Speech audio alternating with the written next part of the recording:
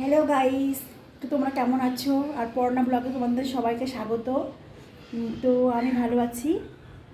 আর এখন চলো তো ব্লগটা শুরু করা যাক। সারাদিন আমি কী করি তোমরা দেখতে থাকো, চলো। তো এই দেখো গাইস, কলা পাতা আর এখানে লতি রয়েছে, ছোটো ছোটো মাছ মানে কেটে ধুয়ে বসে করে রেখেছে। আর এটা লতি দিয়ে মানে মশলাটা মাখিয়ে রেখেছে, আর এটা পাতায় দেওয়া হবে। আর এখানে আর একটা মাছ এই যে ভেজে রাখা হয়েছে, আর ওই যে এটা দিয়ে যে রান্না হবে। আর এখানে কি হয়েছে আমি দেখাচ্ছি, তোমাদেরটা দেখে নাও। এই দেখো, এখানে শাক ভাজা হয়েছে আর ডাল হয়েছে, এই যে। তো ডালটাও দেখিয়ে দিলাম। আর দু পদের মাছ ওখানে মানে হচ্ছে। তো ওই যে তোমাদের যে দেখিয়ে দিয়েছি ওটাও এখন বসিয়ে দিল মা। ওই যে ওখানে পাতায় লতি দিয়ে ছোটো ছোটো মাছ, পুঁটি বলতে পারো। আর ওখানে এই যে বেলে মাছ, সেটার এই যে এখানে মানে মাখা মাখা করে ঝোল ঝোল হচ্ছে। তো আর এই দেখো একবারে গাইস একদম ভাতটা বেড়ে নিয়ে চলে এসেছি। ওখানে কাকড় শুদ্ধ শাক ভাজা আর এই যে মাছ। আর ওইদিকে তোমার হচ্ছে ডাল, আম দিয়ে ডাল হয়েছে। আর এখানে হচ্ছে এই যে বেলে মাছটা হয়েছে। তো এই দেখো খেতেও বসে পড়েছি। তো শাকটা দিয়ে ভাতটা মেখে নিয়ে মুখেও দিয়ে দিলাম। তো মানে শাক ভাজাও আমার খুব ভালো লাগে।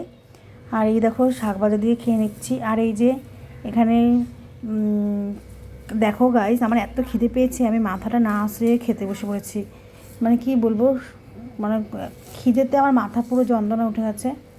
আর এই যে লতি দিয়ে আর মাছ দিয়ে, এর মধ্যে কিন্তু কোনো মশলা যায়নি, শুধু হলুদ লবণ আর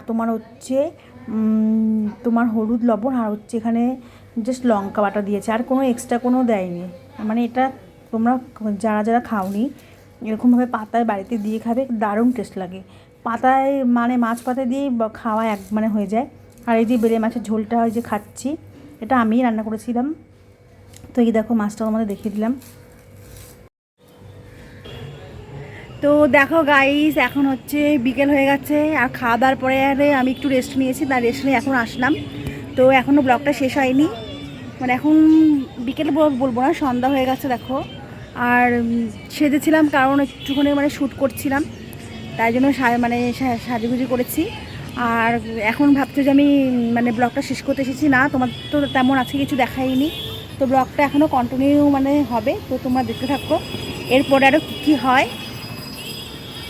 তো এখন ওয়েট করো, পরে আবার আসছি। গাইস একবারে রাতে চলে এসেছি, আর হঠাৎ করে শুনতে পারলাম যে এখানে মটর হচ্ছে, মানে ঘুগনি। আর এই দেখো কষানো, আর এই যে আলুগুলো ভেজে রেখেছে, এই দেখো। তো ঘুগনি পুরো রেডি হয়েও গেছে।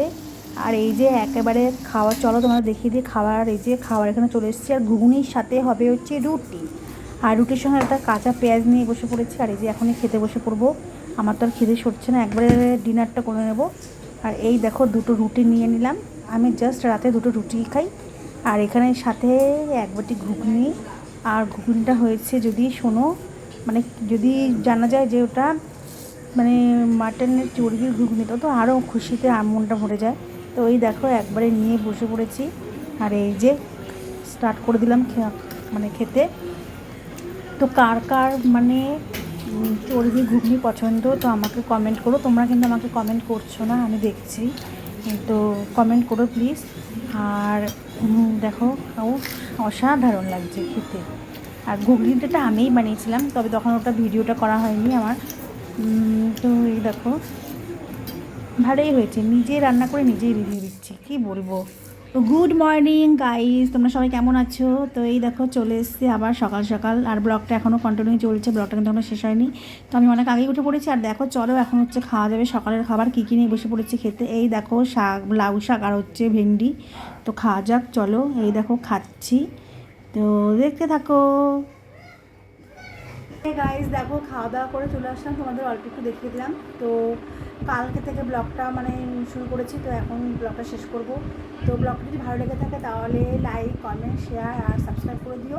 আর যারা ফেসবুক থেকে দেখবে তারা প্রচুর প্রচুর ফলো করে দিও। তো চলো টাটা, আর নেক্সট ব্লগের জন্য ওয়েট করো।